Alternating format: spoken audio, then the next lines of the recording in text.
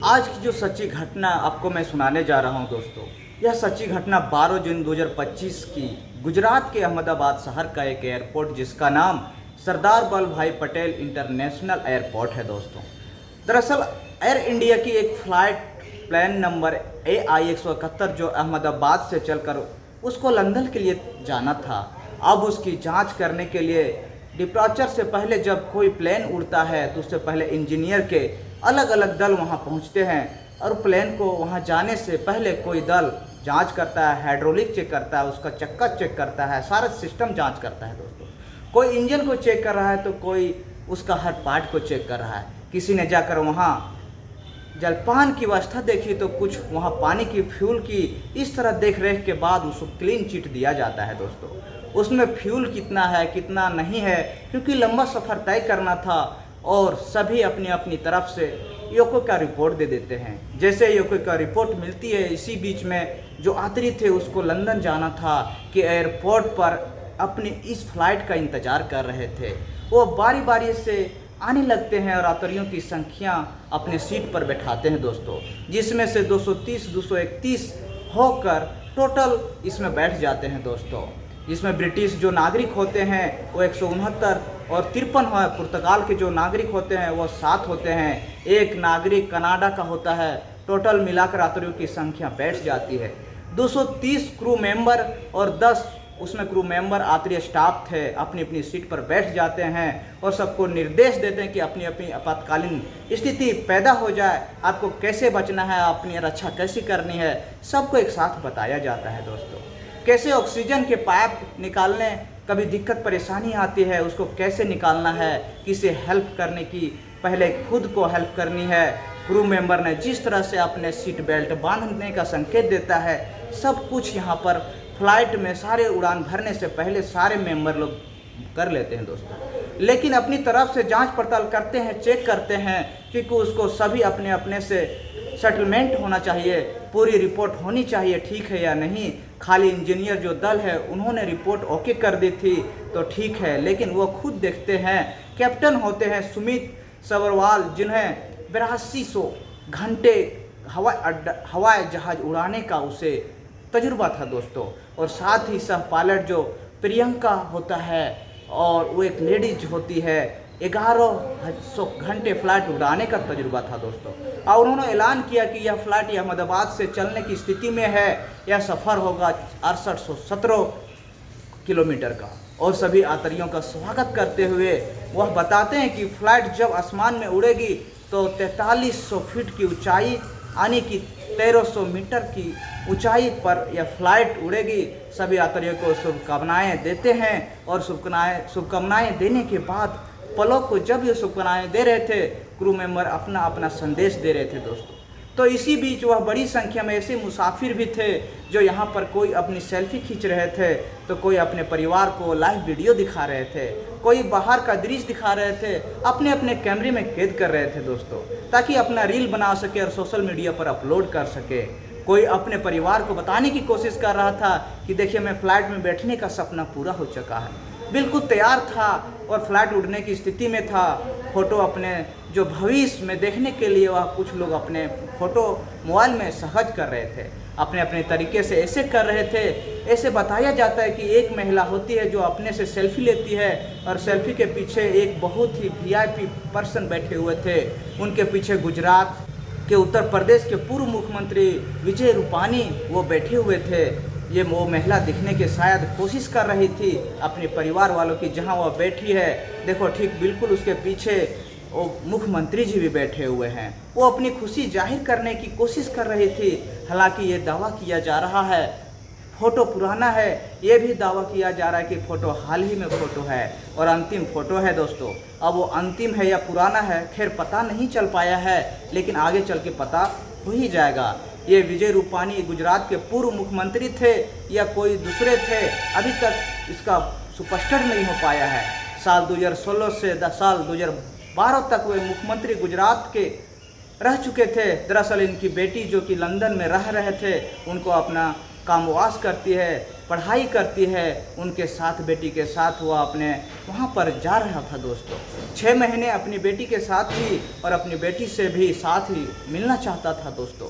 उधर वह लौटकर अपने सोचा कि पत्नी को भी साथ लेकर जाएंगे, इसलिए उनकी जो फ़्लाइट थी, इसी फ्लाइट में उनको उड़ना भी था। उनको भी अहमदाबाद से लंदन की तरफ जाना ही था। अब अपने अपने मस्ती में मगन थे, सब लोग सफ़र का आनंद ले रहे थे दोस्तों। और जल्दी से जल्दी तय होने वाला था, शुरू होने वाला था। हवाई जहाज़ रनवे पर टेकअप करता है, शुरू में धीरे धीरे चलता है, उसके बाद वह अपनी रफ्तार पकड़नी थी दोस्तों।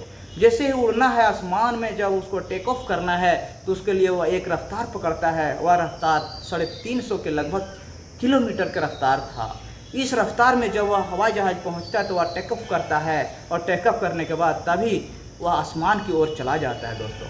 टेक ऑफ होना और जैसे ही 600-650 फीट ऊंचाई तक हवाई जहाज़ पहुंचता है, बीच में एक व्यक्ति की नज़र पड़ती है कि जो नज़र पड़ती है जब ये हवाई जहाज़ उड़ रहा है, उसे अपनी खिड़की से, क्योंकि वो आसमान में ज़्यादा ऊंचाई पर नहीं था, बहुत करीब से देखा उसने हवाई जहाज़ को। तभी अपना मोबाइल निकालता है और उस दृश्य को, उन पलों को कैद कर लेता है दोस्तों।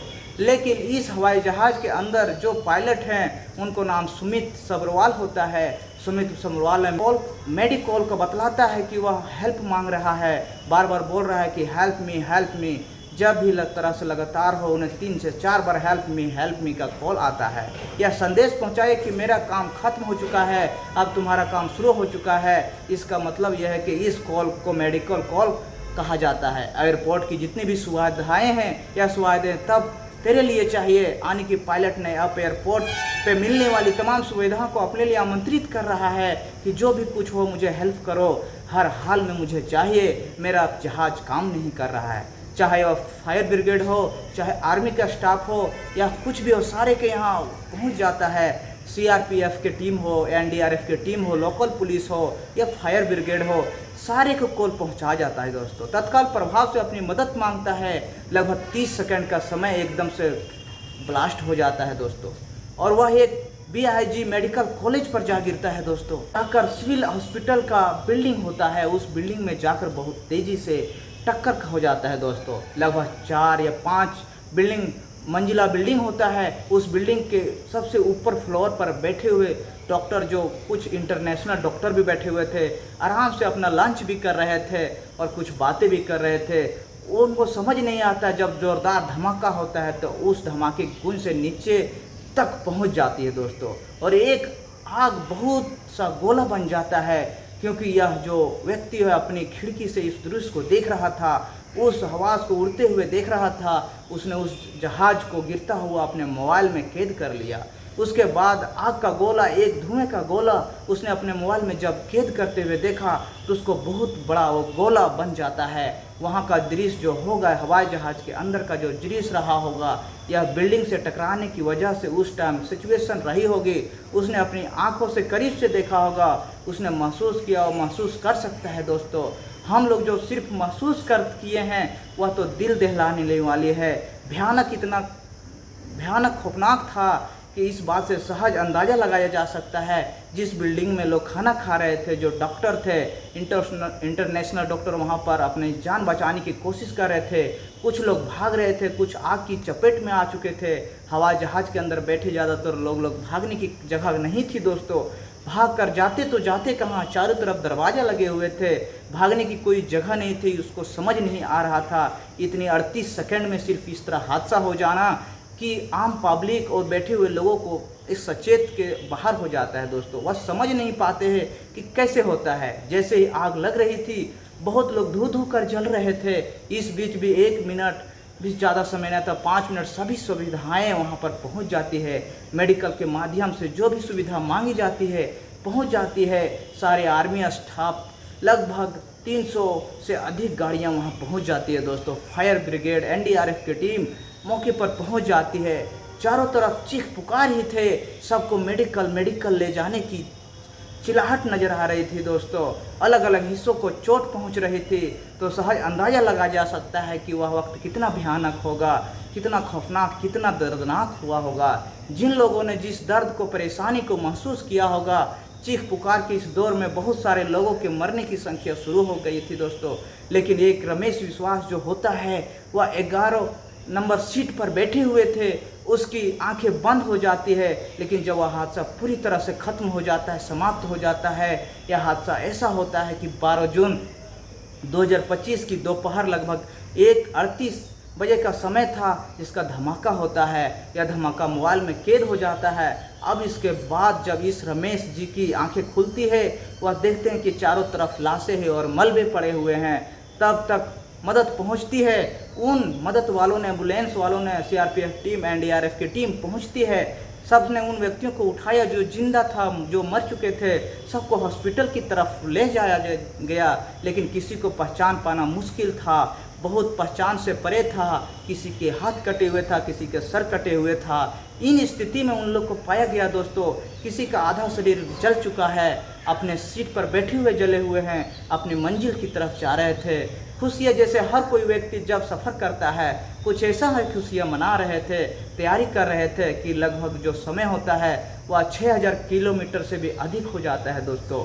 और इस आखिरी घड़ी में वह सफ़र इस तरह से तय करने से कुछ घंटे पहले उन लोगों कुछ सेकंड में ही अपनी ज़िंदगी की सारी ख्वाहिशें अनसुना कर चले जाते हैं दोस्तों। एक घटना बहुत ही दिल दहला लेने वाली है, पूरे देश को शौक में डुबा के रख दिया है। आप लोग क्या कहना चाहते हो इस घटना में कि इस तरह से हवाई जहाज़ इस तरह से कहीं क्रैश हो जाता है, तो इस तरह से क्रैश होने से क्या इंजन का प्रॉब्लम होगा या पायलट का प्रॉब्लम होगा या क्या तकनीकी आया होगा जो लंदन जाने से पहले ही इस तरह से घटना हो जाती है दोस्तों आप अपनी राय कमेंट जरूर दीजिएगा। अगर चैनल पर नए हैं तो आप लोग से रिक्वेस्ट है, चैनल को सब्सक्राइब कर दीजिएगा। फिर मिलते हैं एक नए वीडियो में, तब तक के लिए नमस्कार।